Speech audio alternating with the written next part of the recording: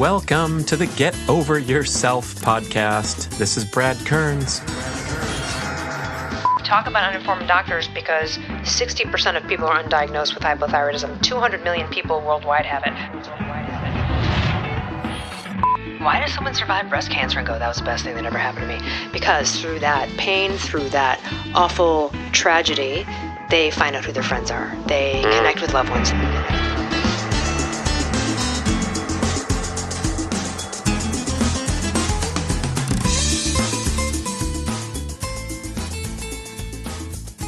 Hi, listeners. I'm so happy to introduce this podcast that I did with my longtime Primal Blueprint co-worker, Elle Russ. And what an amazing journey she has been on in recent years. She's been around for a long time, the Primal scene. She was doing personal assistant work for the Sissons in between her acting endeavors and house-sitting endeavors for famous Hollywood celebrities. We've done a few cool podcasts at her house-sitting gig of the week, and that was kind of fun to meet her in this place or that place. So she's been bouncing around, but then she really got focused and went into deep into this book project where she wanted to tell the story of how she healed her thyroid naturally and with alternative health practices and alternative strategies from wonderful doctors that she finally discovered after this disastrous journey through the mainstream medical machine that made her sick and worse and struggling and suffering and just trying to become a healthy person to no avail. And then she took matters into her own hands. And it's a very powerful, compelling story that she tells very well in this book, The Paleo Thyroid Solution. But her completing this project and Primal Blueprint publishing the book was sort of the beginning of her rise into becoming a prominent health figure. She gave a standing room only talk this year at Paleo FX, the world's most prominent primal paleo health conference, talking about her thyroid. And she did other things like serve on the keto panel and was just all over the place, just making connections and putting smiles on people's faces because of her high energy and enthusiastic approach where she wants to help people. She also transitioned into her current role as the queen bee, the hostess of the Primal Blueprint podcast, and she's putting her incredible acting and performance skills into play as she does a wonderful job hosting and getting some very prominent guests on there and recording these wonderful shows. So this recording is kind of host meets the host. We've done a couple like that where we just get into it. And I think the shows with her are some of the fastest moving podcasts you'll ever get. She's a very high energy, quick thinking person. And this was cool. And this is what I love about podcasts is I went over to her top secret crib in the Malibu mountains where she hangs and actually turned it into an incredible recording studio for her video course, her upcoming video course, and also all the recording that she does.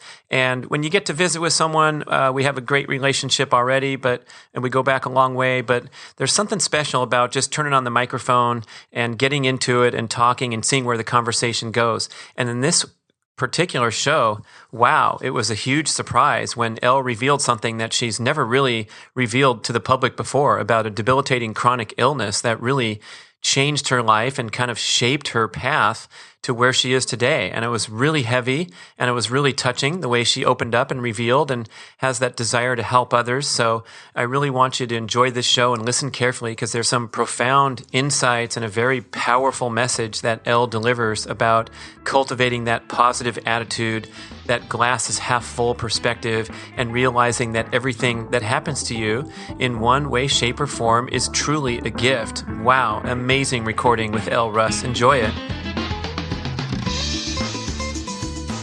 Elle Russ, thank you for joining me on another podcast. We've had this tag team operation for the Primal Blueprint podcast where you interview me, I interview you about your book, and they seem to be the highest rated shows and the most critically acclaimed. So I thought, who do I want to get more than anybody else to be on Get Over Yourself, the person who's walking her talk and has had this amazing journey that I want to go back and see how you got here, but generally right now, talk to you about what's happening because a few years ago, you were doing personal assistant work for the Sissons, booking their airline flights, whether they want window or aisle. And all of a sudden now you're, Mark's definitely an aisle person.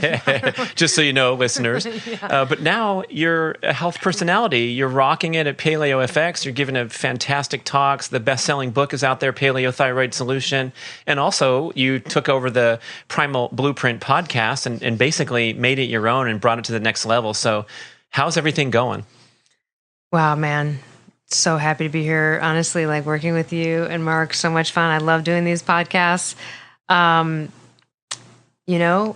just feel really lucky to have worked with Mark at the time. He had just started a publishing company. So that was 6-7 years ago, or he was just brewing it. I remember because he 10, maybe 9 or 10. Really? I know, time flies. Oh man, yeah. And so to be able to have been mentored by him and reach that level where, not only has his work affected my own health and my life, but then be able to help other people and find the answer with the thyroid stuff. And what more can I say other than I feel so grateful to help other people stop suffering from what I suffered from and had to figure out. So to be able to make people's shitty health journey from A to Z a lot shorter, by the grace of Mark Sisson and Brad Kearns, publishing my book. So, yeah. Well, thanks, Paleo. You had to go through the official channels. I remember you were saying. I remember I wrote a real official book proposal. Didn't even need to, and I did it anyway. Yeah, that's right. Well, there's so many people especially in the progressive health community, Primal Paleo, have a story of transformation. They send their pictures in to Mark's Daily Apple, get published on the success story thing.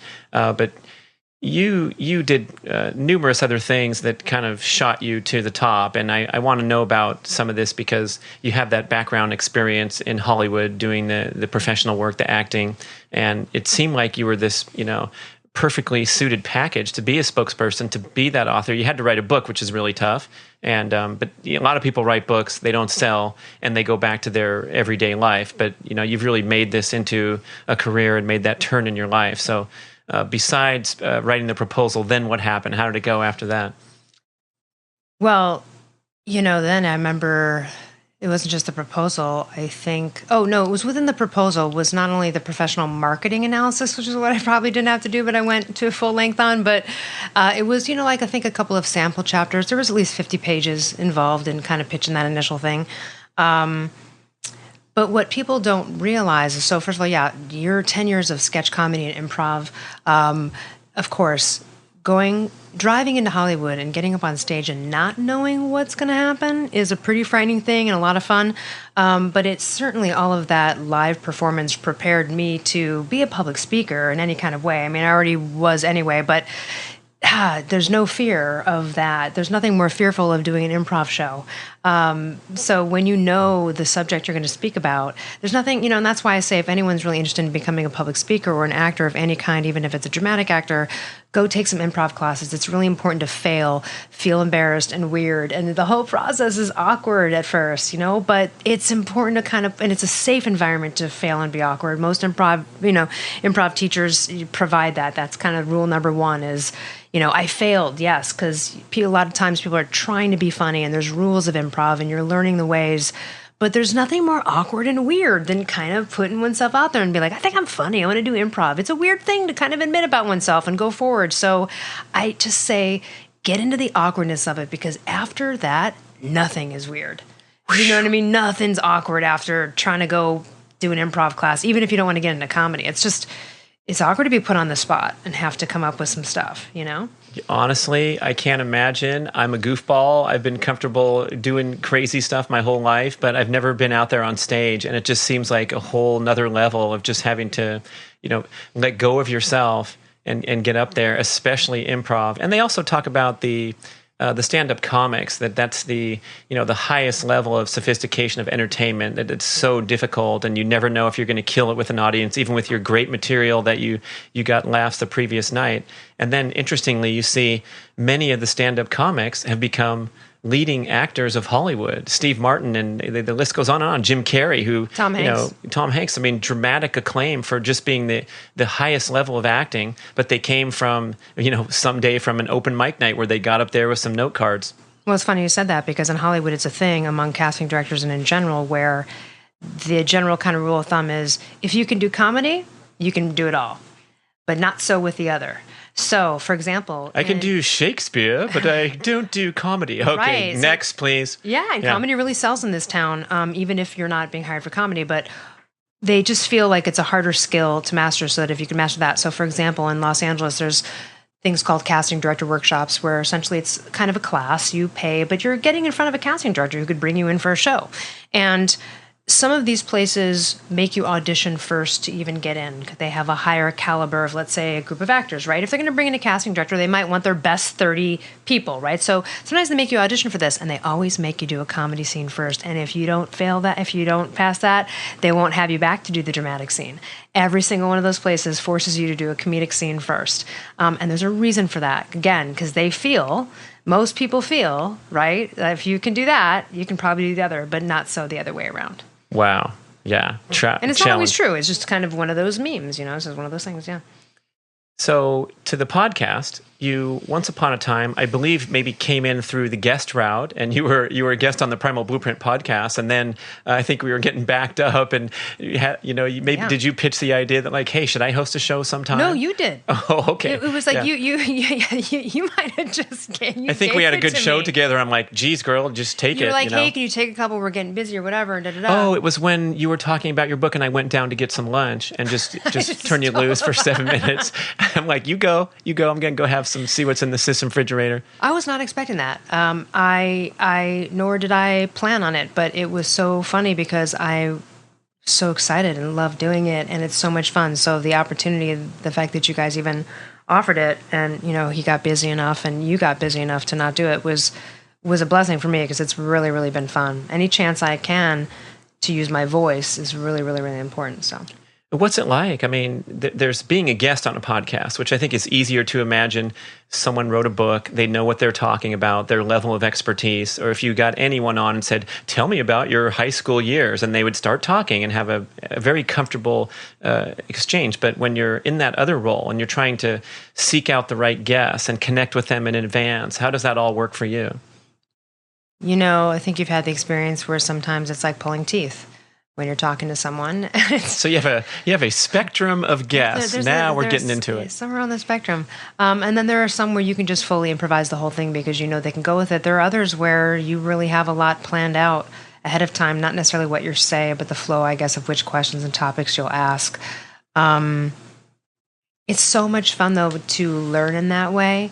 And I think I try to do my best if I can. It's a topic we've covered a bunch of times, and it's sort of the same old. But in general, I try to get to something different than what we've already talked about. Some kind of different level or deeper level, especially the people that have been interviewed 100,000 times about the same subject, right? Right. I mean, you go put your search button on your podcast app, and you bring up the person's name, and they've talked about their book 14 times, including perhaps 3 hours on Joe Rogan. So you're not going to get any deeper than a 3-hour conversation. Yeah. So that's the challenge to me, is like trying to figure out another angle. And I think, compared to mainstream media, where you see an author, let's say you were on the Today Show, unfortunately you're almost there, but maybe next year you'll get on for your book, Paleo Thyroid Solution, and they'll say, tell us about it, and you'll have 4 to 6 minutes to give the whole spiel, but then we can go look at you on a podcast and you talk for an hour in depth about it, and it has so much more rich experience. So I think we still have so much potential to, even with the same guests, and that's why you're going to be on again and again. But right now, I like how you bring up that disparity in what a show's all about. And boy, when those pulling teeth episodes come out, I get nervous when people aren't talking enough. Like even in daily life, like in a social setting where I'm engaged with whatever, you're talking to 3 people and they're not talking enough, I start to get silly on them. So it's kind of fun to have a live wire where you can just turn on, and when I go down and eat my lunch, and then you're back to your paleo story. Yeah, I mean, who wants to have like even a conversation in a social situation where every time you've asked a question, the only answer you get is basically like affirmative or negative, right? Like, yeah, no. And you're like, all right, wow, this is going to be a long one. Okay. Yeah. Give me something, buddy. Yeah. Or I'm going to wind myself up. So watch out. I'll give you the spiel, man. I'll give you the whole conversation right now. Yeah. I'll do it for both of us. So what's some of your favorite shows and guests that you can remember off your head? I know you got Gary Forsman on there several times. Tell me about him and your relationship with this doctor that was out there on the cutting edge of thyroid stuff and helped you tremendously. Dr. Forsman's an amazing doctor, a functional MD, and really just spans sort of the whole trifecta of wellness, mind, body, supplementation, meditation. He's well-versed in all these practices, so he's extremely open-minded. And, I had been my own doctor, so it was nice to finally find a doctor who kind of agreed and understood what I did and was willing to help me. And then he really changed my life. And then, Dr. Ken Berry is another really great doctor we've had on the show many times from Tennessee, rural Tennessee. And he's real great, no shit, explaining keto and carnivore and paleo primal and all that stuff. I have to say, though, Bethany Hamilton, talking with her, it's not necessarily like that the interview itself is something that I'll listen to over and over again or that I'm riveted by. It's that I'm so grateful to even be at the platform where I can interview her because Soul Surfer is one of my favorite movies. And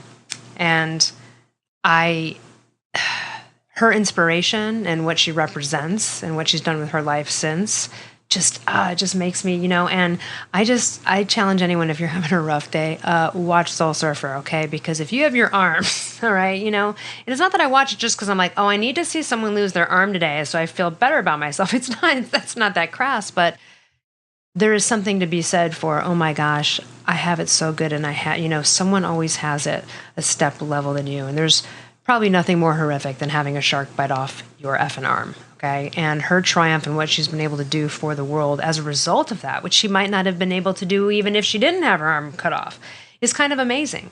So looking at her life over all of these years and then being able to interview her, I really like that. Also, same with Gabrielle Reece, who I think is a total badass alpha female, awesome athlete. Oh, her book, My Foot is Too Big for the Glass Slipper, I think it was called. And she narrated her herself. It was so good. Yeah, we've had the opportunity to engage with her personally, hanging out in Malibu, and her and Laird, boy, those guys are a power couple and just such interesting people. But I just pulled the trigger on her book, even though it seems like kind of a chick book, and it was fantastic. With insights about parenting, relationships, her athletic journey, where she's just so vulnerable and telling the people how she felt to be a 6'3" ninth grader, and sticking out in the crowd and having to turn that into the passion and the competitive intensity where she's totally comfortable with herself. Great guest, great show. And Bethany Hamilton, I mean, this, you probably know now that the movie Soul Surfer, in the book, she was the young lady that was attacked by a shark. It made global news when it happened. But I believe she was 13. A teenager, yeah. 13 years old. And she was a real top-level surfer out there in Kauai, I think was her island, right? And a competitive young lady, and then just had this whole life turnaround. And I think that point's really important. And I think about this a lot, where we always have something to be grateful for, or we look on the bright side, and I'm trying to be that glass is half full guy, and I've been doing that my whole life, especially when I struggle or suffer, and I can get up the next day and say, well, at least I didn't crash and knock all my teeth out. I might have got my ass kicked in the race, but here I am today, and I'm okay, and I can try again. But I think that in those times when we're struggling and suffering in life, it might be the most difficult time to have this come from this space of gratitude and say, at least I don't have a shark biting my arm off. So how do you deal with that sort of dichotomy there? I feel like it's an interesting thing, and I'll tell you why Bethany Hamilton, her story means so much to me. It's because when I was 22, 23, I was working in the corporate world in San Francisco, and I was making six figures. And I was killing it. I mean, nobody my age was, rolling in that dough right out of college. And I was the seventh person hired at a company. I was promoted every couple of months. I was killing it. I'm there like a couple of years. And then my next the company's exploding now. And we're, this is like Y2K days. There's so much work going on. And then I'm about to get promoted to a job where I'm going to be making $250,000 a year. And I'm like 23 years old. And I'm like, oh, and I can just see my whole life ahead of me. I'm like, oh, there's going to be like, 5 Porsches in the driveway. I'm going to have 3 homes. Like, I'm going to be so fully retired by the time I'm 40. Forget about it. Like, this is going to be great. And Then one day my arms stopped working. Just like that, huh? Like literally. Speaking of, was that your transition from Bethany Hamilton yeah. to Elle's arm stops working? Elle's arm stopped working. So I literally stopped working. I couldn't wipe myself. I couldn't hold a fork in my hand. Just one arm? No, both arms, all the way from my Jesus. hands and my shoulders. I had chronic tendonitis. It was so severe. I had to ice my arms several times a day. My arms were extremely inflamed. But I was making so much money for the company. They had to kind of keep me around because of my voice, of talking to people. I was hiring and, account managing people in these big projects for Fortune 500 companies. And literally my arm stopped working and I'm 23 and, I'm just dumb and young and I'm thinking, oh, well, I guess I'll just go to the doctor. They'll give me some, this will get fixed, right? Right? Wrong. So what happened was it got so bad that at one point, I had to leave the job. They had to put me on workman's comp. I was rated at 40% disability, California court system. So now I'm 23, and now all my prospects for any job you could ever imagine in the world are gone, because what job can you not use your hands 8 hours a day for? Name one. Just name one, other than public speaker, actor, voiceover, radio host. You can't. I can't work at Starbucks. I can't bartend. I can't type. No, I can. I use a lot of I've been using voice dictation since 1998. I can type, but I can only do it a couple hours a day. I just couldn't be in a desk job classic, but I also couldn't be in any kind of repetitive injury. So it's just like an athlete who throws the ball, the pitcher, and then he's out for a year and then he's back. So it's a repetitive strain injury. And at the time, it just got so severe. And the doctors were like, listen, you're going to have this for the rest of your life. And you're never. What was the diagnosis? Chronic Tenosynovitis, tendonitis. Yeah. So then I went on a journey of, again, this is the first health thing. So when I got hit with hypothyroidism later, I was like, you got to be effing kidding me, right? So then this happened. And so luckily we had an insurance policy, thank God, with my company. I was able to make basically a preschool teacher salary, but be able to live and then heal. And so right after that, the moment I got disabled, you have no idea what it's like to sit there and go, I don't even know if I'm ever going to be able to hold a cup again. I will start crying now thinking about the thoughts I had, what guy's going to ever want me? How am I ever going to have kids? Part of the reason why I haven't, because I know all that it takes. I can't hold a baby in my arms for more than 20 minutes. Do you know what I mean? So yes, can I go play a game of tennis with you or some ping pong or go paddling? Sure. Can I do it every day? No. Am I going to be on the tennis circuit? Absolutely not. Can I go throw a game of pickup ball and horse with you? Yeah. I could be a normal person. I just can't do those things regularly. So for me to then pursue right away, I was like, what am I going to do? I got to use my voice. I got nothing else. Nothing else. So I went right back to Chicago, went to the second city, immediately got my voiceover demo done. I was like, I got to go some direction here. Now, it turned out that all that stuff lined up with my childhood dreams anyway. I just thought it was a bullshit, ridiculous thing to pursue. And there was no way I was going to do it because I was like, no, I'm going to go for the money. See, I did. It worked. I went for the money. And then that shit got fucking injured, ruined my arms, and the universe took off the golden handcuffs and we're like, guess not. Guess we're going back to the original. So then I had to become a broke actor. Making whatever, preschool teacher salary. Thank God I had it to survive. But at the end of the day, I then was like, oh my God, you don't understand. I was looking at $250,000. So then to be regulated to making a very take a zero off. Yeah, a couple of them make a minimum wagey type of thing. But again, thank God, able to not have to inflame my arms. Then I was able to get better. So a couple of years went by. I didn't have to go to physical therapy 3 times a week. And, I was in physical therapy with people that had sliced their hands off. I was at the Bunkie Clinic in San Francisco, which is famous for inventing microsurgery of limbs, like how to reattach limbs. So there were people from all over the place. Talk about a beginning lesson in gratitude, even though I didn't know. So here I am. My arms are inflamed, but I have them. There are people sitting next to me with a saw through their fingers. You could just tell they had a bad shop accident.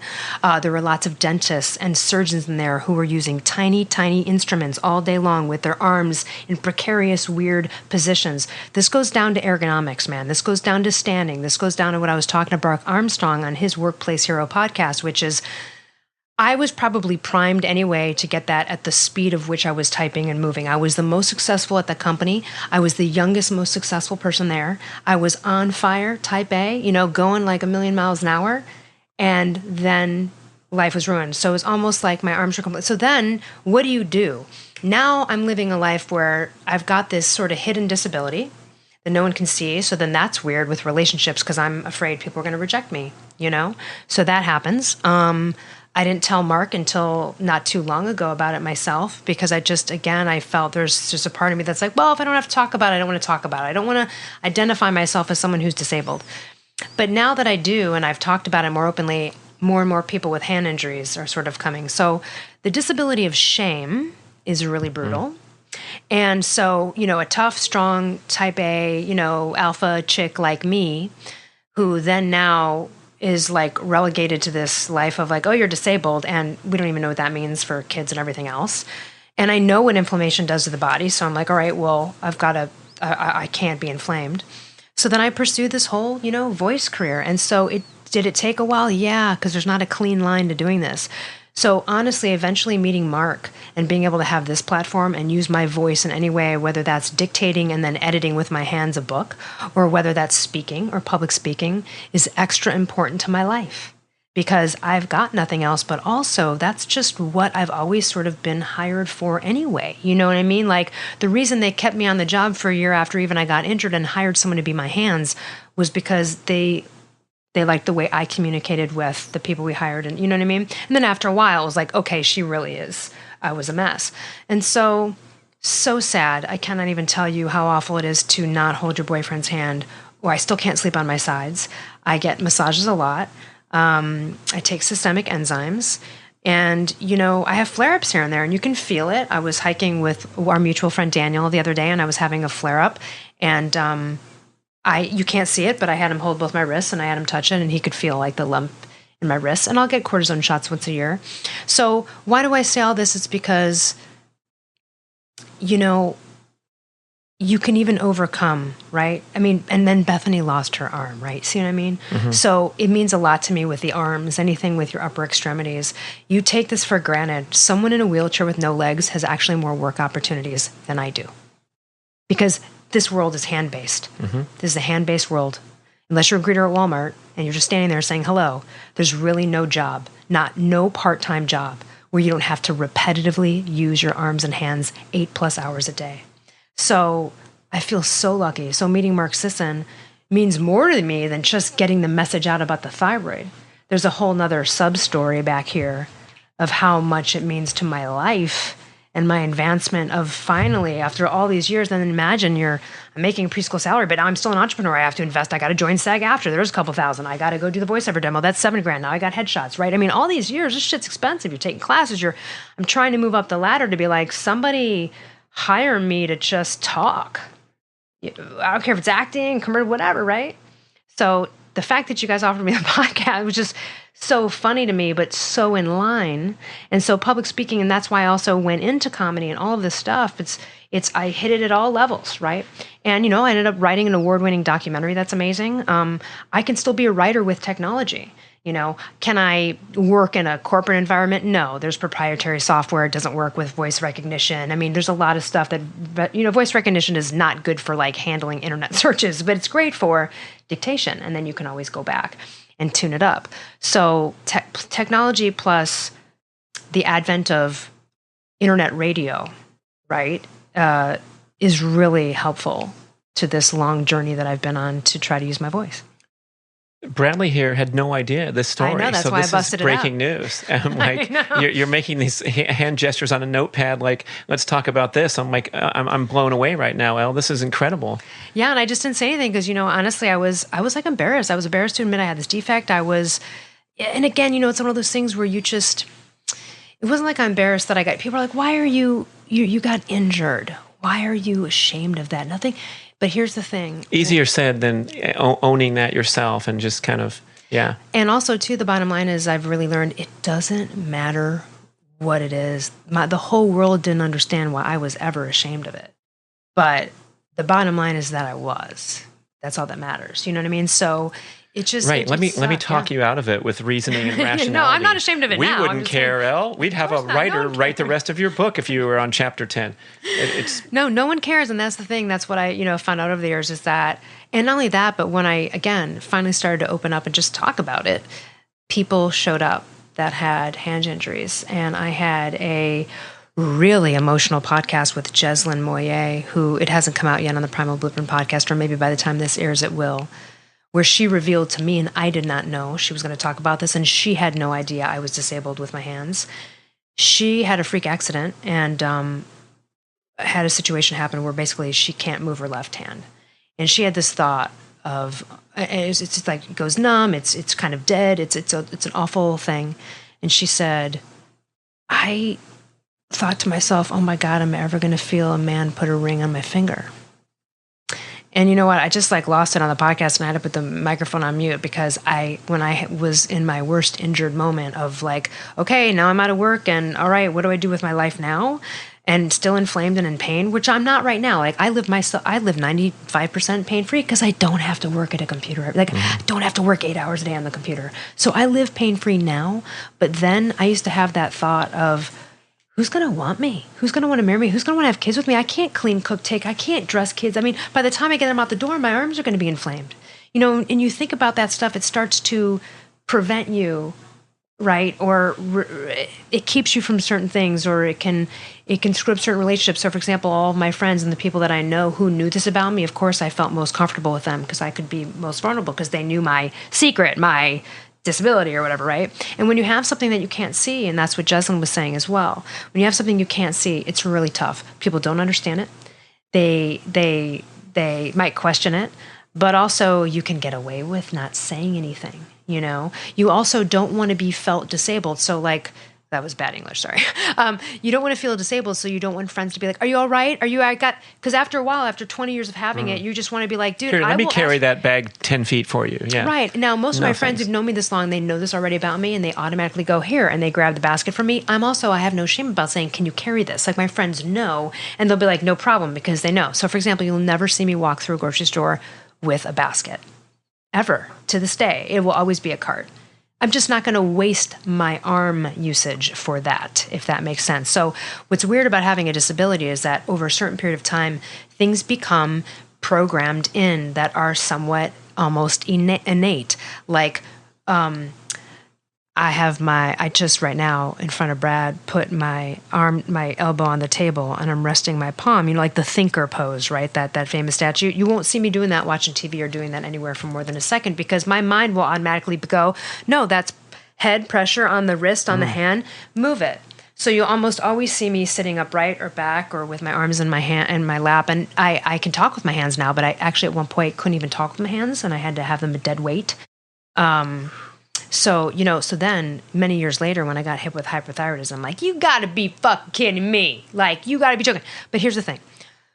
Both negative, shitty, seemingly awful things were gifts wrapped in shit. One of them led to me basically winning the insurance lottery, which enabled me to then pursue my dream of using my voice, and here we are. Okay, and that's still going, right? So you had a settlement for all this workers' comp and being regarded as disabled or something? Yeah, no, it's private long-term disability. So it's not like state tax stuff. It's just the private plan. Thank God my company had it. You know what I mean? And so there's that was able to subsist me to enable to just like get better, not have to injure myself. And it's another reason why I am dedicated to exercise. Oxygenating the blood and moving, especially swimming, really helps with less flare-ups. So when you're more sedentary, then more sensitive to get flared up more. Interesting. So that's a total thing. But so then the second bout. So then, oh my God, I get hit with hypothyroidism. Well, yeah, that sucked. It ruined some years of my life. But here's the thing: it also then coincided with a career of mine as a writer. How could I deny that both of these seemingly negative, awful, why would this happen to me, on the other end of them were actually major gifts I would not go back in time and change. While I would like full use of my arms, I don't know that I would go back and change what I learned and how that humbled me. I also look at disabled people way different than anyone else does. I have a different level of compassion for disability. And again, because you look at me and no one would ever guess that I'm disabled. They just wouldn't even, and I wouldn't even, I can walk. I don't have a disabled like parking decal. I'm not, obviously I can walk or I do everything, but I technically am. And so, it was a weird dance all these years. You get to a point where you hit a certain age and you start to care less about what anyone thinks of you, but also just owning it, because in the owning of it and being vulnerable about it is when you draw in people that also can heal. I had such a healing conversation with Jeslyn. I feel connected to her more now because she understands what it's like to have a bad hand day. Do you know what I mean? I'm doing this women's summit, riseupkickass.com, a bunch of videos and stuff with awesome speakers with this co-host Karen Martell, another podcaster who I've met a million podcasters like you, but I had a vibe about her and I was like, oh no, I want to work with her. I want to do something with her. I like her, And then it turns out we're talking about our stories and she asked me a question and, I just told her the story about how I got disabled. And her response was, that is my story too. I was a rolfer for 15 years and ruined my hands doing that body work. And that's Beware. why I do. Yes. Tough job. That's why. You ever been rolfed? It's a lot of work for the therapist. I don't know how they do it. Yeah. Your hands you never realize you need them for everything. I, at one point, couldn't brush my hands through my hair because it would have been a waste of emotion. Now I can do that, but I also can't drive 6 hours a day for several days. My hand's in the position of the car. I'm not going to drive stick shift either, right? Like my whole life is adjusted, and don't have to be as conscious about it now. Now it's become innate, but at first it was, at the very beginning, was turning the key in the door and not using the wrist and turning it with the whole arm. I mean, everything had to be. I couldn't hold a pan in my hand. I'd have to have my friends carry my groceries home. So I would wear a backpack everywhere because I could only have even weight.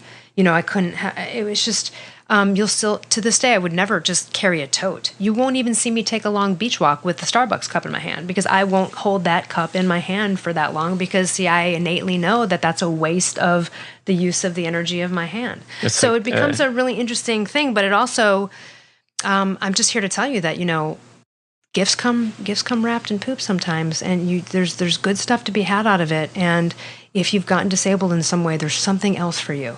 There's something else for you. Wow. Powerful.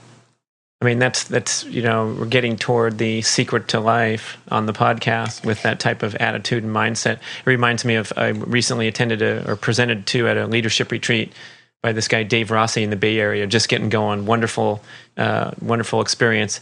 And he was processing me about whatever my career goals and decisions and crossroads. And he said, well, how many times have you failed in your life? What have you really failed at? And, I'm about ready to kick into response. Well, when I was a triathlete and I didn't win, I got third, and then this happened, and then I had a bunch of stock in a .com, and then it crashed before but if you are in the right space, you go look back, and just the story that you just conveyed, it's, that there's no failure involved there, and it's just kind of led you on your path. True gifts, really. They were like getting disabled as a gift. Why would I say that, right? Like, why does anyone say that? Why does someone survive breast cancer and go, that was the best thing that ever happened to me? Because through that pain, through that awful tragedy, they find out who their friends are. They connect with loved ones. Now, is this on your dating profile front and center? Like, hey, dude, guess what? my arms are fucked up. It's just FYI. No. Yeah, because I like when you said you attract those type of people that belong in your life and will be truly supportive and true friends. And I would also speculate that you probably repel the people that you don't need in your life anyway, such as an employer or someone that you're associating with that's going to be chapped by the fact that you're not 100% the full package day and night sort of thing. Yeah, well, and it's weird because to me it was almost like not worried about getting, like, it wasn't worried about getting rejected or having people think less of me. It was just my pride. I was too embarrassed to admit that I had dependence on an insurance company for income, imagine I was 23 about to make $400,000. Like, that just seemed insane to me that all of a sudden I was relegated down to, like like an eighth of that, right? So I was caught off guard with that, and that really hurt my pride and my ego, because my identity was, I'm going to go make $1 million by the time and I was on my way to doing it, and I was killing it. Right. And then, life, here's the thing though, this is what I'm going to tell you. It's been 20 something years since I got injured, and most people my age now have the houses and the cars and the 401ks and maybe all the stuff that I couldn't. Because listen, it's really, for the longest time, my mother had to still co-sign car payments for me because you get paid disability. They're like, that's not a real job like that. And you're like, oh, Jesus. So, it's tough all around. But I don't know. I mean, as you go down this road, I just think owning anything that you're ashamed about. I mean, the lesson about at least my disability with my hands for sure is appreciate your hands, take care of them. Yes. Ergonomically get your situation together, right? If your arms start hurting at work, don't cut the tennis games out on the weekend and heal it. Don't keep pushing it because you push it as far as I did and it'll become permanent, And when you're dealing with an injury of the arm, again, you can't go through life without using your arms. You use it for everything. You open a door, you close the door, everything. You wipe yourself, you dress yourself. So take care of your arms and appreciate your limbs. I mean, I guess. Well, you could fill in the blank with something else too. I come from the triathlon community, and many of my peers from the old days in cycling and triathlon and the extreme endurance sports, a great many of them have come up with heart problems in their later decades, and it's now being strongly associated with that extreme pattern of overtraining, where we thought we were the pictures of health and fitness at the time, and we were a good looking physical package that could get on a bicycle and pedal for hours and hours at a high heart rate and peg that heart rate and force it to work, because you're always forcing your heart to work. Your heart has no choice. Your brain or your legs are telling the heart to beat this many beats. But now frying those circuits out and having that lifelong debilitating condition, it's nice advice to heed for anyone. And I want to know, like you mentioned this a little bit, where you were grinding at that workplace, probably working a lot of hours and going at that high intensity level. Yep. Do you feel like that was a contributory effect to something going wrong with your immune function or your autoimmune condition? Well, it's not an autoimmune condition. It's just tendonitis. It's a repetitive strain injury. So you feel like you directly contracted that from doing excessive typing and hunched over or whatever bad ergonomics. Exactly. Terrible economics. I type 1,000,000 miles an hour, and I could do 1,000,000 things at once. And yes, I was you can. You know how fast I can go. So imagine. And then also I am like the top most successful person there. So I'm really busy, but I'm nonstop. But it really was all of the arms. And then actually I'll have to ask Dr. Forsman about this again. I didn't tell Dr. Forsman about my disability because I just didn't think it was applicable to the rest of my health really, which sounds kind of dumb, I guess. But when I finally brought it up to him, he goes, oh, wait, hold on a second. And he went and looked at some genetic tests he took. And he said, oh, this makes sense. This here and this here means you might have been kind of primed to be in a situation where, and I was like, wait, what? And so that was kind of interesting to see that there might, not like a genetic predisposition to tendonitis, no one has that, but there was some kind of connection he was making about something with inflammation. But I don't know. It's such a trip to be in that situation, and also to be in a situation where, I don't know, I guess you have to moderate. Yeah, it's just interesting to have this backdrop in my head of knowing that, it's just become comfortable over 20 years. Sorry, I'm just like rambling on. Back in the day when I was working at the company, it was like the desk height was I'm short. So like the ergonomics were really off. Like I'm 5'2", so the desk was too high. Then my feet wouldn't touch the ground. And then like, you know what I mean? And it was the weird old computers and the mouse is the worst. And so, and this archaic, MS-DOS or whatever, Windows NT at some point. But so it was just a lot of like hand stuff. You're taking hand notes. Then you're also on the phone. We didn't have headsets right away. So then the phone's creaked up on your neck. There's all sorts of just bad. If you stop motion captured my day, it would look like a crazy monkey arms person at like, those arms outside a car dealership with the winds blowing, like your arms were moving nonstop all day. So I don't know if I had taken it any slower or not. There were other people that got injured at that time. At the tech boom, everyone was getting carpal tunnel. The thing is, carpal tunnel is operable. Mine isn't. So, it wasn't just me. I saw people all around me getting injured. And then not only that, people in physical therapy with me, there was a woman who was in there who got what I had by corking 200 bottles of fine wine a night at a restaurant. I had a woman in there who worked in an insane asylum, and she got pushed by a crazy person and like it jammed her hand, and she had her hand injured. A stewardess had a cart come at her and it caught her hand in the right way. I mean, like, it's just the most weird things that happen to you in life. So Mine wasn't a freak accident. It was a, oh my God, I got injured working. And now today, it's years later, and it still seems like you have this governor of your energy output and your tendency toward anything repetitive. So you have sort of this built-in regulator to keep your life in balance and to put it in a positive spin. Yeah, totally. And again, it's just, for example, I'm right-hand dominant. So if I'm on a plane, I would choose the left side of the plane and a window so that if I wanted to sleep or close my eye, I'd be leaning to my left. If I'm sitting with you, like I'm sitting with you right now, you're on my left. That's where I prefer to be because it's easier to turn my head to the left than it is to the right. So I will just do things like that. I'm sitting somewhere at the restaurant. I'd be like, do you mind if you sit here? If you're walking with me on a hike, I would like to always be on your right usually so that if I turn my head, it's that way. So you become programmed over time. And this, again, like this governor where and then with regular massages, and again, like that's an expensive, non-covered protocol. But you have to keep when you have an injury like this, you have to keep athletic, and because that's my physical therapy, is how and the way that I exercise. So let me ask you this: why does it take such a tragic, disruptive event to get to this place, and how can the listener, who everyone's got something going on. One of my favorite quotes from Lance Armstrong when I asked him about his cancer ordeal. This is before all the drama of recent years, and previously, in case you forgot, he was a cancer survivor that did his heroic comeback and had a great attitude and all that. So I said, did your cancer ordeal help change your perspective and give you greater appreciation for daily life, having been to hell and back? And he said, everyone's been to hell and back in one way or the other.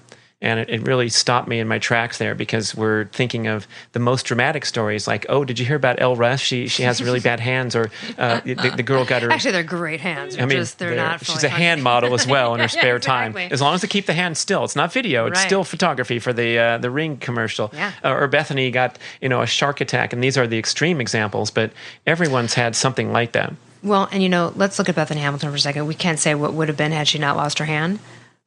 But her level of monetary success and level of celebrity in this world, and I mean celebrity in the positive way of just so well known and touched platform to motivate, inspire others. She has helped so many amputee victims around the world. She has done so much good work.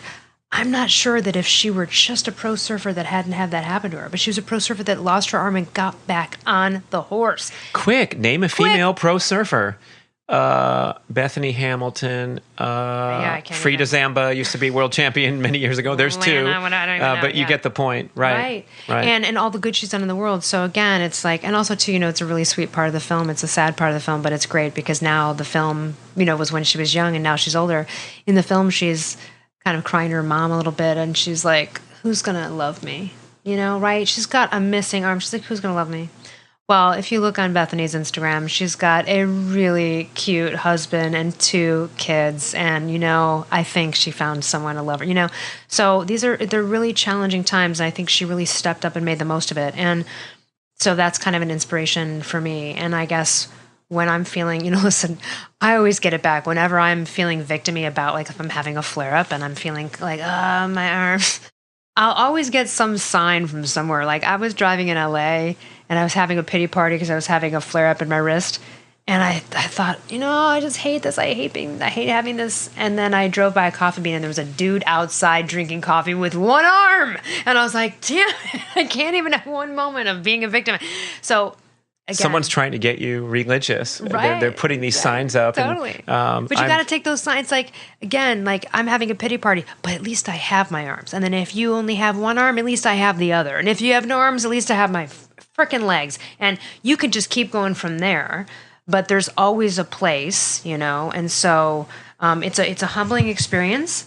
And, I'm grateful for it. And also, too, it's just... It was a gift. Dang, I love that term, victimy. Victimy. Vic Timmy, your 2 little friends that you want to go away or banish. But I think we can all relate where we turn that corner with our mindset and start to complain. And to be fair, sometimes that happens when you have an overly stressful lifestyle. You haven't taken care of yourself. You haven't swum enough as you should have been because you've been dealing with stress and problems, and then you start to crack and start to go down that pity lane. So I like the concept of, at least in my own life, I'm trying to get over myself, of course. And I had to get over myself, right? Right. You can only imagine how much I had to get over myself. I mean, it's, just the whole years of getting over myself. But getting that perspective, and that perspective that you got looking by the coffee bean and seeing the person and going, oh, okay, instant recalibration. And if you can do that, especially when you're down, sometimes that's when the magic happens. Remember John Cusack in the Tapeheads movie where their business was falling apart and life was falling apart, and he said, well, I guess we should just dance on the roof all night. And it was a silly scene from a movie, but I still remember it had great significance to me, because like, if you can do that and go figure out a way to have a good time or blow off some steam, if your business is falling apart, take a vacation. It could be a path to enlightenment and altering that perspective where everything else starts to follow downstream. Yeah, absolutely. And just knowing too, you even if life takes you down, you pull your stuff up by one bootstrap, you do one thing towards one thing leads to another. And then you end up, meeting a Mark Sisson and having someone give you the gift of something you've been preparing for so many years, really. And again, just having that platform. So I would never take it back for the world. The second time around with the hypothyroidism, because those are the two main events in my life of getting hit with a health thing, with the hypothyroidism. You'd take that one back. Yeah, no, actually, I wouldn't. You could stuff that. Yeah, all of it can F off. But no, I wouldn't take it back. But I knew then, I had the knowing of going, all right, well, the arms thing was really bad years ago, and that ended up turning out to be actually positive. So. Oh, I'm a strong person. I forgot. Let's take this shit on. Or not even a strong person, just stuff actually works out sometimes. This could be how about I just focused on the fact that I'm like, this is going to be a gift. And I remember being like, this better be a good one. This better be effing good. I didn't go through all this shit to get, and then again get hit with some other health thing. Now it's a thyroid thing. I had an arm thing. Are you kidding me? And I was always a person that had great stories about my health, great genetics. My family had great stories. No one was a hypochondriac. If anything, it was embedded into me like, you're fine, you have great genetics, you're going to live forever. I never had a health story that was weird. So the fact that I attracted to kind of health things was like, what is going on?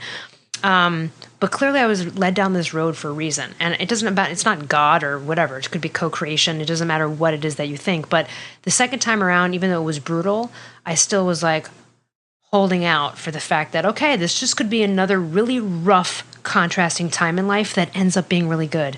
And it did. Because had I not gone through that, how would I have ever been able to even pitch a book to Mark? I wouldn't have even been comfortable enough to pitch a book to be a writer had I not done sketch comedy and all the other stuff. So again, one thing leads to another, but it's never the end of the line for you. There's always something. Because listen, my life looked over at that point. I'm 23 disabled for life. It was like, okay, this is what the F now? How can I find a place worth in this world? I can't just sit around for the rest of my life and eat bonbons. I mean, I could technically, but really? But I'll say this, people that have the house and the Porsche and all the stuff I would have had, they are now in their lives going, what was it all for, and what am I going to do now, and what did I offer? What did I contribute, and what is my passion? So I was actually really lucky to get smacked those golden handcuffs off my wrist by the universe, because I was forced to follow my passion. No one's forced to follow acting in a voiceover career. Usually that's a choice. I didn't have a choice. I was like, because listen, I would have fallen back a million times. If I didn't have my arms injured, I would have been right back in the corporate world, probably a million times throughout the journey of pursuing a creative career. I would have absolutely been like, forget it. It's not worth it. I want the money. But what I realize now is my experiences over the 20 years that I've had in the creative field and also in this industry, I could die tomorrow. I feel they're such great. My face still hurts laughing thinking about sketches that were pitched by people that never got into a show. I'm still laughing about podcasts united. I'm still so grateful for looking at my book cover. All the things that I've been able to do are so much more gratifying and fulfilling than me staying at that job with the house and the Porsche at this age. So I wouldn't take it back because the lives are better even though my arms are injured. Does that make sense? Oh, sure. Right. Way better. So how did you contract this hypothyroidism? What do you think's going on after you've been through the fires now and analyzed every little factor and variable? It was really chronic cardio, along with the low fat, low carb combination, like stupid modification of zone, eat every 2-3 hours, total carbohydrate dependent binger. I suspect that there might have been stuff in teenage years, like where maybe there was hypo, like, I can't tell. There's some years where like, was that puberty and eating too much cheese and bread in the 80s? Or was that, so I suspect there might have always been a little something. Could have been a selenium deficiency, which I found out later I had. Could be high mercury, which I literally just found out this year and had a silver filling left in my mouth, and that affects a conversion and also thyroid. Stress, perhaps. Louise Hay has a book called You Can Heal Your Life, where she aligns physical issues with mental issues of people she has counseled throughout the years, and hypothyroidism is linked with not speaking up or not expressing oneself creatively. And if I look back, so I'm not, obviously, you hear me now, I've always spoken up. I have always been outspoken. However, I wasn't in my romantic life, probably because of my disability. So when I look back on when I got hypothyroidism, I was in a relationship with a very moody, heavy drinker, kind of, who was not abusive or moody in that way towards me, just moody, and you had to walk around eggshells on the person, and like I felt choked up. Anytime anyone feels choked up in the throat, that's a sign of you've got to work on speaking up in some way. So I was in this romantic relationship where I just began, and so that's when I got it. Now, probably that combined with a bunch of stuff, it could have been the birth control pill, it could have been a bunch of stuff, but it's interesting that was a connection because I really had that lump in my throat. And oftentimes, the lump in my throat in relationships would come from feeling weird about revealing my disability to a romantic situation where I loved the person because I felt like that would be extra high stakes and they might reject me or I'd be afraid of the reaction. But then the problem there is then I wouldn't kind of say stuff for a while, and then it kind of like, hey, 6 months goes by, when are you going to, and then it feels weird because then you're revealing, it's a weird thing to hide, because then when people find out, they're like, why did you even care, right? But so I think that was part of me being choked up in relationships too. Sometimes is maybe not wanting to admit, like being like, do I trust this person with telling them about my story? So it could have been a lot of stuff, but basically if I look at my lifestyle, it was chronic cardio nightmare. It really was. And I'm sure the adrenals got thrown off along with just really bad dieting. And had I caught it and known how to naturally turn it around at the time, I'm sure I would have been able to do it. Maybe. We don't know. Who can say? But I didn't, and there wasn't this information out there. So maybe the chronic cardio is associated with not speaking up and walking on eggshells in your relationship. No kidding. What do you mean? I mean, you're blowing off the steam in another way to the excess, because you're not in a balanced situation where you're feeling whole and comfortable, and so there's an excess of energy that you're going out and blowing off excess energy rather than appropriate energy as a fitness protocol. It could have been. It also was like that's just what we thought you had to do. We were like, I just thought I had to be an athlete every day. I would go on an hour hike, then swim 35 laps, then go to the gym.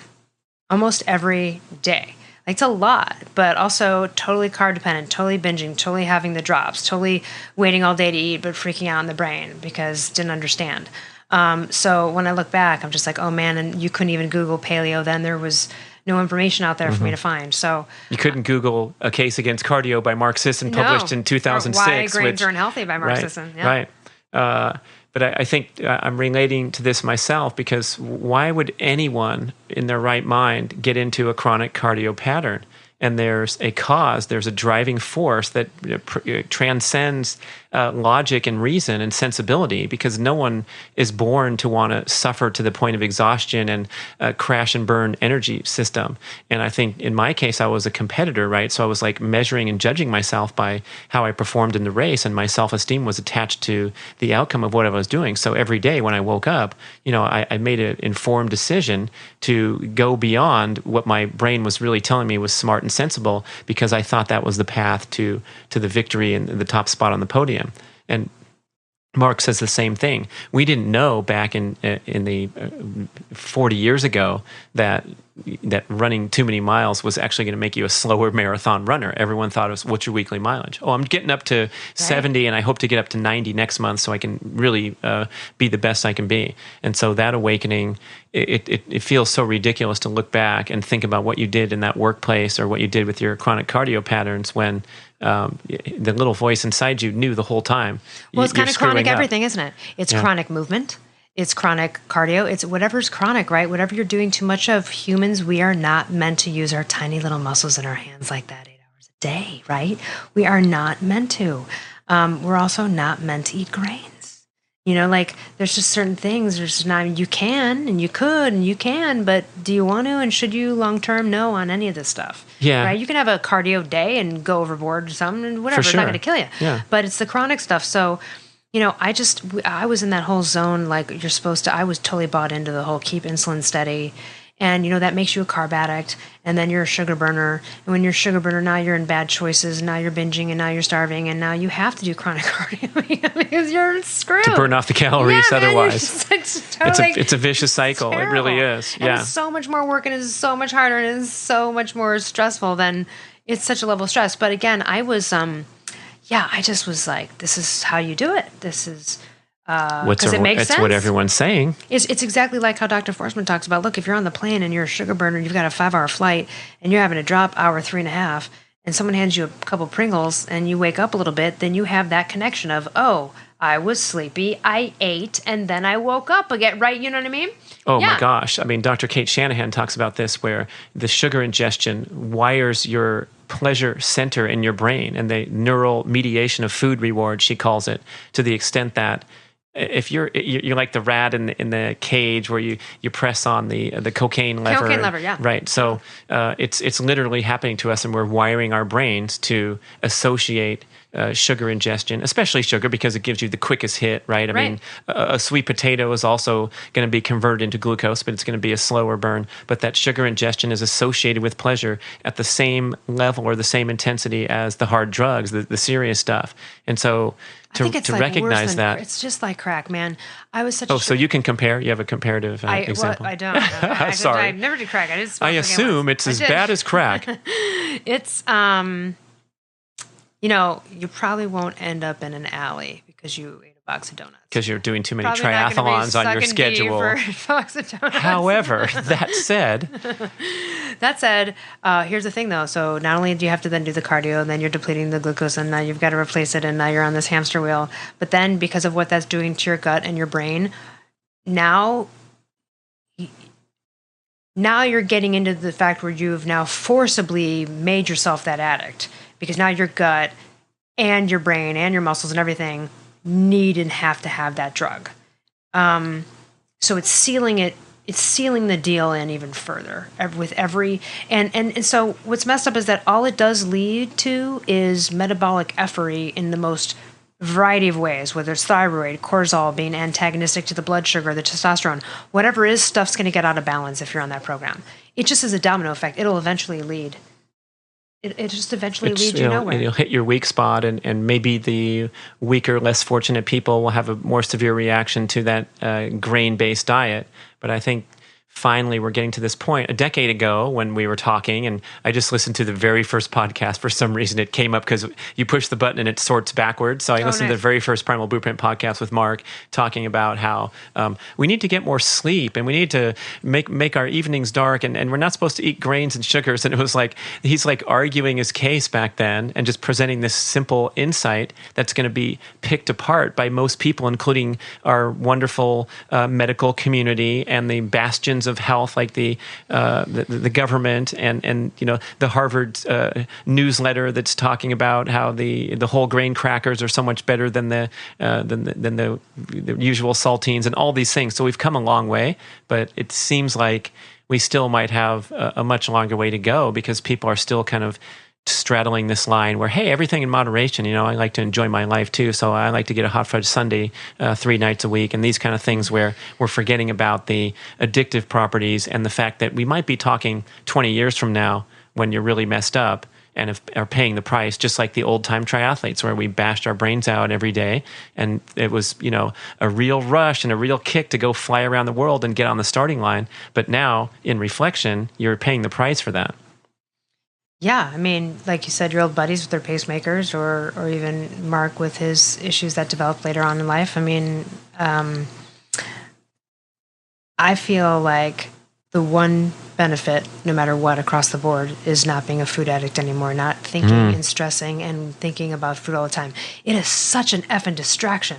It is such a distraction to your day when you are dying to eat and waiting to eat and going to the fridge every 2 minutes. Oh my God, it's horrible. And usually that does come with something like candida or poor gut health. That's the other thing too I wanted to mention. So on this carbohydrate train with the sugar, so eventually that's going to F up your gut health, which is going to lead to like an overgrowth. And then that state of candida not only mimics hypothyroid system symptoms and things like brain fog and other stuff, but then it's also making you crave more of the thing because you're feeding it. I mean, right? It's like just feeding a demon. It's just like you have to cut it off at some point and go the other direction. But the biggest benefit, aside from health and anti-inflammatory, is really the fact that I don't give an F about food, which sounds crazy for me to even say that. But I don't. I like it when I like it. I'm excited to eat when I eat, but I don't even think about it. Do you know what I mean? Like at all, really. And it's a freedom. It's every Mark's Daily Apple success story. It's always the one thing they throw in there. Right. Like, they throw glad it I in lost there, 100 pounds. Glad I cured the skin disease. But thank God I'm not a food addict anymore. I'm not obsessed about it anymore. And anyone who knows that, it doesn't matter if you're 400 pounds and you're a food addict or you're 120 pounds. It's the same hell. It's the same hell, man. And so like that says everything, because food addict or not is the difference between carbohydrate dependent and not. End of story. How are you doing? Let's see if you can fast in the morning until a certain time, feeling comfortable with perfect cognitive function, no moodiness, no hunger pangs. And if you can't, it's a good indication of carb dependency. We talk about this in the keto reset diet. This is your litmus test, is can you live without food? And you should be able to. And I'm not talking about listening to a podcast and waking up tomorrow and saying, I'm going to fast, because it's super healthy and you have a increased autophagy, the cellular detoxification. It's like being able to as a natural course of the day, which is a huge difference from struggling and suffering and doing your 21-day detox, and thinking that you're going to just force your way through this thing in the name of health. That usually sets you back, because you have a binge and a rebound effect when you're not truly fat adapted and you're trying this fun stuff that we're talking about. Yeah, and on that note, so right now as we're speaking, it's 5 o'clock California time. At 12, I had some dark meat and white meat chicken off like a cooked chicken with half an avocado. And that's it. I'm totally brain on fire. I'm fine. It's been 5 hours. I don't even care. I could probably go 24 hours without food. I might eat a little something later, but I really don't give a shit. That's a whole weird place to be. It's awesome. It's not weird anymore. I'm just saying, but when you've moved, people out there listening who are like, that's crazy. But when you've got to that point and you realize you're there, my friend Kara called me the other day. I've gotten this call now. She's been paleo 3 years. The last person I thought would go primal. You've met her at Mark's house, and she called me that day. She goes, can I just tell you, I love being fat adapted. And then she goes to the whole story. My husband and I were going to walk, but then we're this, and we were far away from lunch, and so we just had a scoop of fat, and they're just the freedom. It's like the freedom of not going, oh my God, I got to eat right now, or I'm going to murder somebody. Like, I am going to go blow up at somebody, and I'm aggravated, and I drop my keys, and I'm throwing across the room because I'm having a goddamn sugar meltdown. I'm having a glucose depleted meltdown. It's the worst feeling in the world. And so I love the steadiness of being fat adapted, and also the idea that I know I'm safe right now. Like if there wasn't food, now granted, we have so much food in this world, right? Safe. You're going to be good. Yeah. I'm going to be good. Yeah. But I could, like if we got stranded and all the food went away tomorrow, I'd be doing fine. You have some candles for the earthquake. You have some spare batteries, and you don't have any food because you don't need it. Exactly, don't. I'm guessing that you got onto this thread because as part of healing your thyroid, this was a critical component, was to get fat adapted rather than a chronic cardio and carb addict. It totally is, because of the way it's antagonistic to the adrenals, and adrenals are related to thyroid and every other hormonal system in the body, and the thyroid is the master gland in charge of all of your sex hormones. So again, you just don't want any messages that are being sent to the thyroid that are antagonistic. And for anyone that's interested, you do not even have to buy my book. You can go to my website, elleruss.com. There is a free thyroid guide. It tells you every test you need to take, when to take it. Here's podcasts. Listen to me and Mark talk about it. Listen to me and Brad talk about it. Here are some doctor resources, how to find doctors in your state or your country. So just go there and get on the right path. Because the path that most people are on are taking the wrong drugs and maybe having a very screwed up protocol. Very screwed up. And you suffered and struggled. Uninformed doctors using 30 to 40 No outdated offense protocols. to uninformed doctors, but if they're uninformed, they're uninformed. Yeah, if they're uninformed, they're probably not listening to podcasts like this. Well, it's interesting because the doctor is the highest level of authority automatically.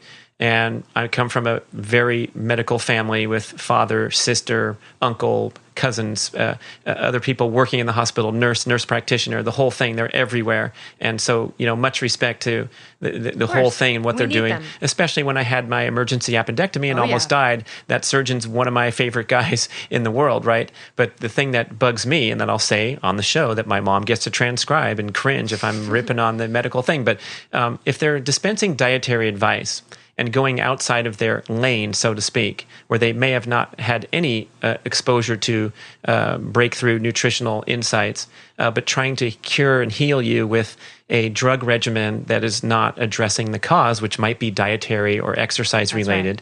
That's where I'm going to have some objection, and in return, encourage whoever's listening and whoever wants to listen to take matters into your own hands and go for those healthy lifestyle practices, like increase your sleep and do better at sleep, regardless of whatever the doctor's saying and whatever meds you're taking. You can do all these other things around the side that might even have a greater impact than the narrow focus on the symptoms. People get put on statins unnecessarily because when you're hypothyroid, your lipid panel gets screwed up because you have no metabolism, so you can't process the fat right. So then the doctor's like, ooh, you got to be careful there. Stop eating fat and let's get you some statins. All right, check the thyroid. You're an uninformed doctor. Here's another one. Oh, you have high blood pressure. We need to put you on a medication. Nope, check the thyroid. Wrong. Once you clear the thyroid... Is it true that you trademarked the term uninformed doctor? Or is that just a rumor in Malibu? Yeah, that's definitely... I should have. The Malibu, Thousand Oaks, Agoura Hills area. Well, what I like is when the cover was first made, she accidentally spelled it, which was awesome. It said uniform doctor.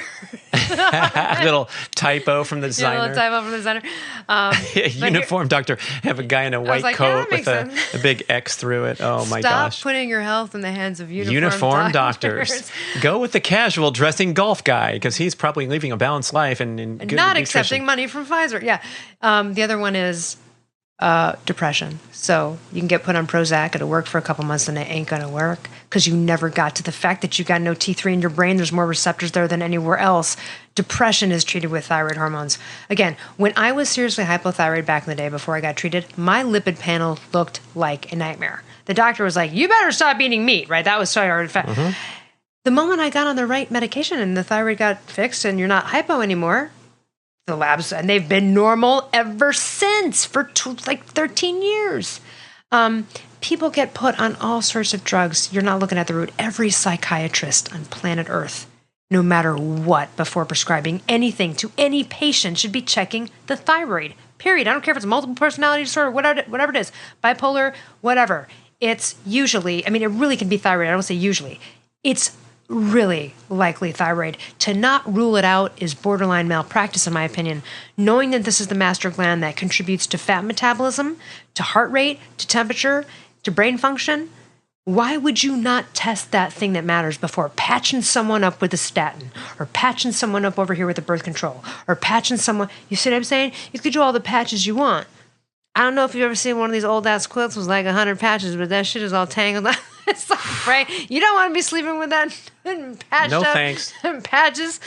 No, so it's just like you can patch it up everywhere, but it's just like patches. They usually don't match, not go together. Right? Stuff's not going to work out. You're going to have multiple this is side a terrible effects. Analogy You're going to be taking drugs for side effects of other drugs, right, which is right, not. No, right. Just keep patching upon patching. Listeners, you can now tell that Elle is a funny chick, and I compliment her skills as a professional podcast host. We were talking offline, like she is so smooth in her voice and her line of questioning, and listen to her interviews, and they're just top notch. But I'm like, we got to get the funny Elle out here too. So that's why we're gonna keep patches, recording. Yeah. Just keep talking about them patches. Patches is messed up. You can't be patching up. Bitches. No. But seriously, look in someone's medicine cabinet, and I might as well put a little sticky note that says "patching your ass off" because that's what's going on. I mean, there's this And to unwind that this is needle tough. point needs to stop. Yeah. Yeah. No, but it really does. You got to get back to basics. And honestly, thyroid is the one and only end all be all basic of it all. It's the master. So everything will domino effect go wrong. You will get a disease you otherwise would not have gotten if you're in a hypothyroid state. Period. End of story. That's why you slowly decline. That's why it's accelerated aging. That's why all of a sudden you're having miscarriages. All of a sudden this is happening. Oh my God, now my hair's falling out. Oh, just keep going down the line and you can do anything to patch it. But again, for everyone out there, we talk about uninformed doctors because 60% of people are undiagnosed with hypothyroidism. 200 million people worldwide have it. 23 plus million Americans have it. And that's, again, if 60% are undiagnosed, we don't even know how many more are. The number one prescription... Wait, 23 million Americans are diagnosed, and 60% are undiagnosed. 23 million Americans are on thyroid hormones. Oh, mercy. Right, for sure. And the number one prescription in the U.S. is Synthroid, which is not necessarily even the most optimal, but that's just one of the thyroid hormones that's out there as a prescription, and it's number one in the U.S. So that says a lot about this epidemic. Don't listen to your doctor if you've been on thyroid hormone and they keep going, oh, you're fine, your thyroid's great, maybe we should put you on Prozac, you should work out more. No. BS. And patients should step up. Don't do what I did and just sit back and go, okay, I'll take this pill, okay. And then to realize 2 years later that effer of a doctor didn't even test what he should have because he's steeped in 1973 outdated medical protocols with thyroid. Just download my free ebook or buy the book Paleo Thyroid Solution. You can even go to Stop the Thyroid Madness website, one of the best websites in the world for thyroid health, and also a fellow author. Stop the what? Stop the Madness. StopTheThyroidMadness.com. And Janie Botharp is a fellow thyroid author who helped save my life. And she just has the best website for thyroid health. And so I really trust her. And she's also one of the only other 2 thyroid books I recommend to anybody. Her book is called Stop the Thyroid Madness, website of the same name. And then the other one is specifically for people that have to go on T3 only, which is the last resort of thyroid hormone replacement. And that book is called Recovering with T3 by Paul Robinson. I also had him on the Primal Blueprint podcast for his first interview ever in the world. And it was so great I really had to convince him to come on, to be honest with you. But he also saved my life. So the best-selling thyroid books are written by patients for a reason. And the other 2 people I mentioned, Paul Robinson and Jeannie Botharp, also had to take matters into their own hands like I did. For those of you who don't know, I got left in the dust by a bunch of doctors, so I had to dose myself back to health and be my own doctor, and that's why I ended up kind of becoming a mini expert in the field. So that's why you order drugs from Mexico. Because, not anymore. Now I'm legit. Okay, good. Okay, no more black market. Yeah. Although that is where you have to go, and thank God we can do that now. No kidding. You know, it's like this is where we have these constraints that are in many ways ridiculous, but there for a reason. But taking matters into your own hands. I guess that was the real hook of your book, and the passion that came out just in the conversation we just had. And I remember Mark and I, we're novice publishers, and looking at some of your drafts where you're slamming, the medical community, and we're worried, like, can you get sued for this? Are you allowed to say doctors are uninformed? And we had to hash it back and forth. But then you came back and you're like, no. It's the truth. Like, be sassy about it. You're like, just do it. Yeah. And it's true because that's really the truth, guys. It's the truth. There's too many uninformed doctors out there. And I have the utmost respect for people that get their MDs. And I've been saved by doctors like you have, of course. But also, Western medicine is the 3rd leading cause of death in our country, too. Ooh, that's brutal. So, I mean, cancer, heart disease, and Western medicine protocols such as doctors. drugs. Yeah. So, you got to look out, and that's why it's not take things in your own hand and go become your own doctor. No one has to go Ben Greenfield their life and biohack and inject themselves. God bless. Just shout out. Props to him, though, man. Props to that dude. We're giving a shout out, but seriously, no one has to get that crazy. But you do have to learn about this. And that's what I'm here to help everyone with, is to empower you with the knowledge that you need to know, because you might know more than your doctor, and you might be able to convince your doctor to practice medicine with you. Practice medicine. It's the practice of fucking medicine, right? So you don't stop when you graduate from medical school. So if you're informed and you're compliant and you're knowledgeable, you are out. The other day, one of our mutual friends had to go to a doctor, and she goes, I'm more nervous because she knew she needed T3. She knows doctors don't get it. She already felt very ego by this doctor. She's like, I'm worried about this conversation. What do I do? And it's like, our conversation was about how to diplomatically approach the doctor. It's a weird thing, but if you do it in the right way, she had success, and I knew she would because she's a very diplomatic person anyway. But if you approach it in the right way, you might get someone to practice with you, but not if you're just pointing to a book or shouting at them. And some may never work with you, and you have to leave and go through 5 more doctors to find one. But if you can't, that's why you have to arm yourself with the knowledge, because you need to know what they're... Look, I've had patients call me and go, I know that wasn't right. I'm like, you know that wasn't right, because they knew. So instead of just taking the pill, they called me and were like, that wasn't right, was it? Exactly, it wasn't. So if they hadn't known that, or they hadn't heard a podcast from me, or hadn't been my friend and known this, they would have just willy-nilly, blindly just taken what the doctor gave them. So the rule of thumb for anything in life, if you've been diagnosed with a damn disease, players, go learn about it. Learn as much as you can. You might know more than your doctor, and you might be able to guide your doctor to get what you want out of your biohacking. Sometimes you need a doctor. Sometimes you can't get certain prescriptions. Sometimes stuff cheaper when you get it with a prescription. So, work with them. Use them to your best, but you bounce things off them that you come armed with. I have 14 questions for you. I hope you don't mind. For real. Right. Yeah. Some of that. And if they turn you away, no. Or you can say, hey, listen, I've talked to a few people. I've done a lot of research. I'd like to try this. Let's do this for 3 weeks. I promise I'll come back and get tested in 3 weeks. Let's see where this goes. Like, if you show that to a doctor, then they're more likely to trust you and maybe take a risk. You will get the utmost care. You might. Right. However, unfortunately, it does require some finesse, and some doctors have horrible bedside manners and are just terrible, some of which I totally ripped on in my book. Literally, I had a doctor look at me and go, oh, this is too complicated. Wow. Brad, audience, please. You went to medical school and you did organic chemistry on the MCATs, and this is complicated when you've been told that by an sorry to bother MD. you with my life. Sorry to bother you with medical shit, you MD. Yeah, that's...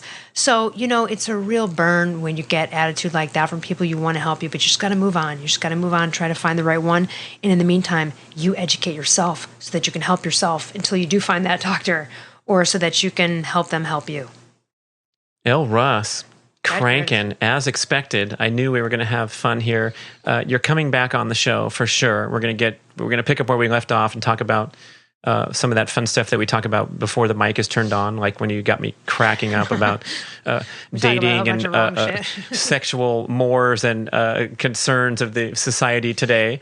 Hilarious stuff. It's deep inside this multi-talented woman. But tell me before we go where you're headed with your podcast ambitions, and also you're doing some filming and creating some coursework around your Paleo Thyroid Solution message. Yeah, I'm going to do a Paleo Thyroid Solution web course, more detailed, videos and a comprehensive approach to the book that will include a copy of the audiobook, and Brad Kearns will come on and talk about some Paleo Primal on there. But just to put together a comprehensive course, because there are so many protocols and things with regards to dosing and variables within this world that almost can't be covered in a book, and or like Mark Sisson and his message to me, it really hit me when I watched Mark talk about it versus read his book. So, and I think people really resonate on a podcast too when they hear me. So to be able to go through a course and do modules where, you can skip or repeat, but if you need 101 thyroid training, or you need to skip to the reverse T3, or whatever it is, I just wanted to provide a one-stop shop, because one-on-one coaching at a certain point can only reach so many.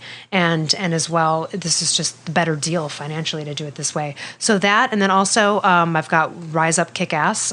Just go to the website. It's a women's empowerment project. Just myself and podcaster Karen Martell of KarenMartell.com. She's a paleo keto extraordinary meal planner and transformational health coach. And we interview a bunch of people, men and female, everything about orgasm. We have a woman on the project who wrote a book about the female orgasm.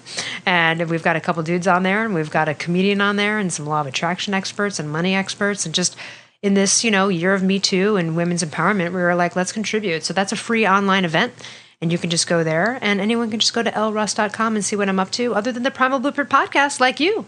I'm jumping in and going to do a separate one where maybe the topic's going to be a little bit broader, and the guests a little bit broader than what you and I do over with. Broader shoulders, or broader in there? Oh, it's about interests the broader shoulders. Broad shoulders are sexy. I'm all about the broad shoulders. We're teeing up the next show. Yeah. Thank you so much, Elle Russ. Thank you for listening. This is Brad Kearns. Have a great day.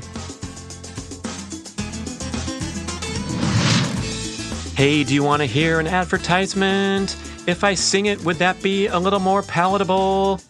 I know that we sometimes get annoyed listening to ads on podcasts. Go ahead and hit the plus 15 or the plus 30-second button if you don't want to hear this. But I've also been exposed to some cool products and services when I listen to ads on certain podcasts. So once in a while, or more than that, I'm going to talk about stuff that I really use and enjoy and completely support. No BS. I absolutely promise that to you.